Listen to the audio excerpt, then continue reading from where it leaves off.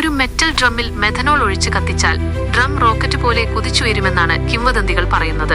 ഇത് പരീക്ഷിക്കാനായി ഗ്രാന്റ് ഒരു സാധാരണ വാട്ടർ ബക്കറ്റ് ഉപയോഗിച്ച് ഒരു ചെറിയ പരീക്ഷണം നടത്തി. തീർച്ചയായും മെഥനോൾ ഒഴിച്ച് കത്തിച്ചതിന് ശേഷം ബക്കറ്റ് ശരിക്കും മുന്നോട്ട് കുതിച്ചു. ആ കിംവദന്തിക്ക് അത് കൂടുതൽ സാധുത നൽകി. അതിനാൽ അവർ അത് വലുതാക്കാൻ തീരുമാനിച്ചു. പരിശോധനകൾക്കായി അവർ ഒരു വലിയ സ്റ്റീൽ ബാരൽ ഉണ്ടാക്കി. എന്നാൽ അവർ മെഥനോൾ കത്തിച്ചപ്പോൾ ബാരൽ അനങ്ങിയില്ല. ഡ്രമ്മിനുള്ളിലെ മെഥനോളിന്റെയും വായുവിന്റെയും അനുപാതത്തിലാണ് പ്രശ്നമെന്ന് അവർ സംശയിച്ചു.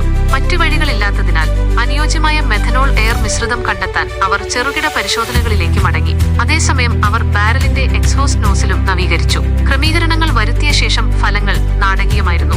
ബാരലിന്റെ ശക്തി ഗണ്യമായി വർദ്ധിച്ചു. ഇനി അവസാന പരീക്ഷണത്തിനുള്ള സമയമായിരുന്നു.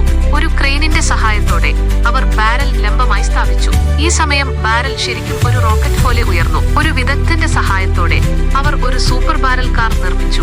എല്ലാം തയ്യാറായപ്പോൾ അവർ അത് പ്രവർത്തിപ്പിച്ചു. ബാരൽ കാർ കത്തുകയും അതിവേഗം മുന്നോട്ട് കുതിക്കുകയും ചെയ്തു. തുടർച്ചയായ കുതിപ്പിന്റെ ശക്തിയാൽ